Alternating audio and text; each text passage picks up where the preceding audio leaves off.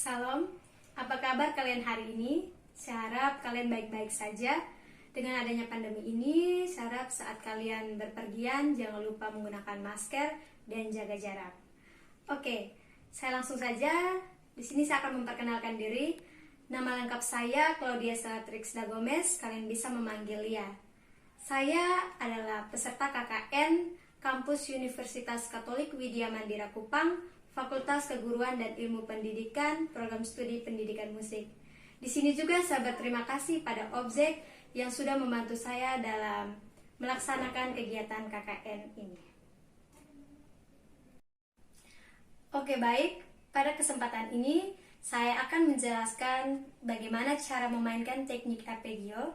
Tapi sebelumnya itu, saya akan menjelaskan terlebih dahulu bagaimana bagian-bagian atau organologi gitar. Bagian yang pertama adalah kepala. Ini adalah kepala gitar yang disebut juga head. Head merupakan bagian kepala gitar. Bagian ini didesain dengan model yang beraneka ragam. Fungsi utama dari head ini adalah untuk penetapan logo pembuatan gitar, dudukan nut, serta tempat pemasangan tuner gitar. Oke, selanjutnya kita beralih ke nut. Ini disebut dengan nut. Nut merupakan bagian gitar yang menjadi pembatasan antara neck dan head. Fungsinya untuk mengatur senar agar tetap pada tempatnya. Selanjutnya kita beralih kepada tuner. Ini disebut tuner ya. Tuner merupakan alat penggulung senar atau dapat diputar-putar. Fungsinya untuk menyetem atau untuk menentukan nada-nada pada masing-masing senar. Ini disebut tuner. Selanjutnya kita beralih kepada fret. Yang ini yang dinamakan fret. Fret merupakan bagian gitar yang berbentuk menyerupai lidi, yang terbuat dari bahan logam yang ditanam pada fingerboard. Fungsi utama fret ini adalah sebagai pembatas wilayah nada atau pembatas antara kolom satu dengan kolom lainnya. Ini disebut fret ya. Oke, kita beralih kepada leher atau neck. Ini disebut leher. Leher atau neck ini sampai di sini ya. Neck merupakan bagian leher atau stang gitar yang terbuat dari kayu ya. Fungsi untuk sebagai tumpuan atau tempat meletakkan jari kita. Yang berikutnya ada fretboard atau papan ya. Merupakan sebuah papan untuk menekan senar-senar dengan menggunakan jari tangan kiri yang akan menghasilkan nada-nada yang dimainkan. Ini disebut dengan fretboard. Selanjutnya kita beralih kepada badan gitar ya. Ini disebut badan gitar atau body. Merupakan bagian bawah gitar yang terbuat dari bahan kayu.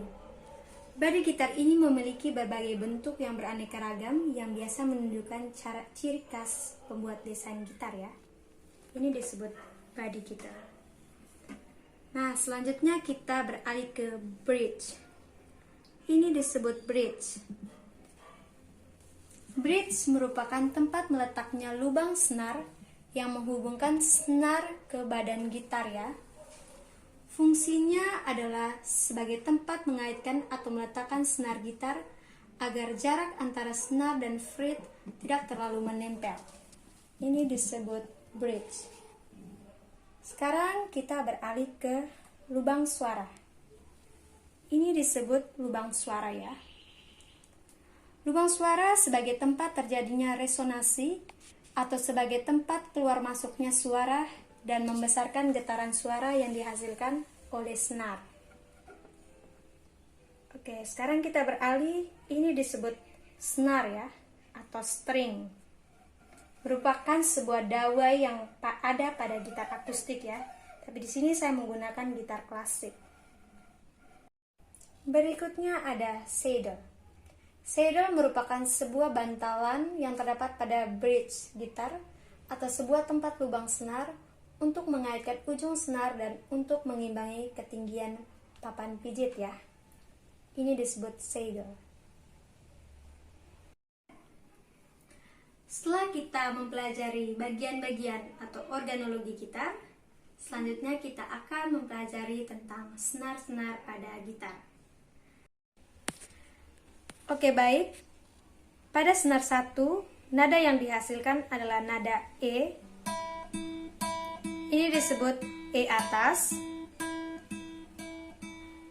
Nada senar 2 dihasilkan nada B. Pada senar ketiga dihasilkan nada G. Pada senar 4 dihasilkan nada D. Pada senar 5 dihasilkan nada A. Pada senar 6, ini disebut senar 6, dihasilkan nada E. Ini adalah E bawah ya. Jadi ini E bawah dan ini E atas.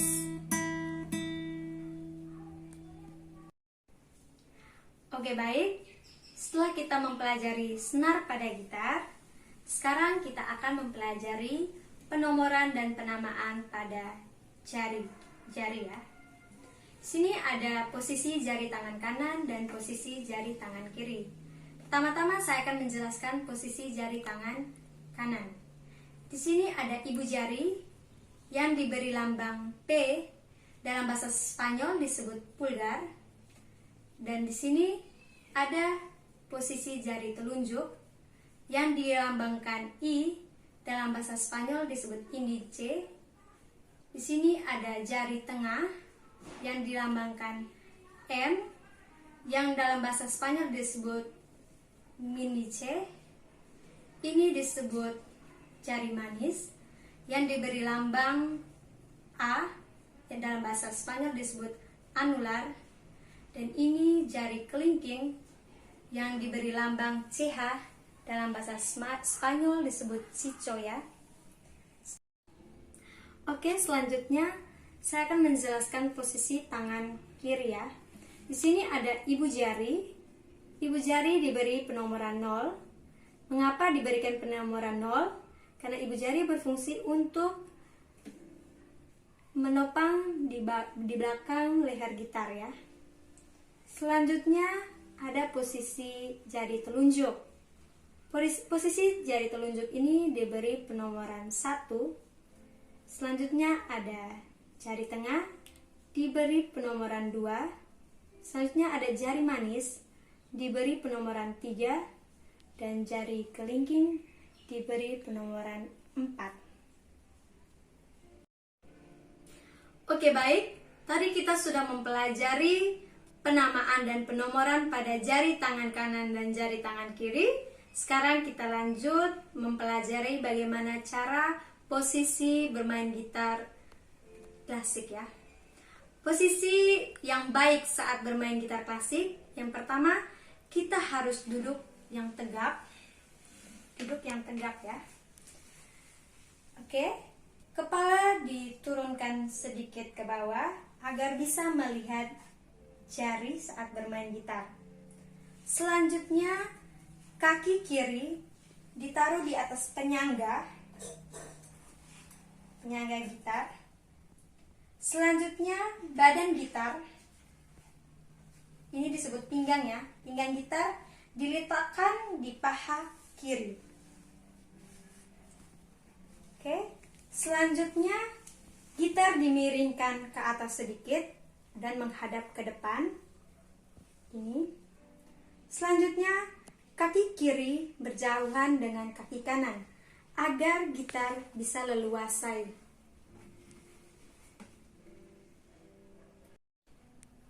Oke, baik. Saya rasa pertemuan kita sampai di sini dulu. Apa yang saya ajarkan hari ini Saya harap kalian bisa mempelajari dan memahami, yaitu dari bagian-bagian gitar, senar-senar gitar, penamaan dan penomoran pada posisi jari, dan cara duduk yang baik dan benar saat bermain gitar ya. Dan jangan lupa juga tetap jaga kesehatan, menggunakan masker, dan jaga jarak. Terima kasih, sampai jumpa.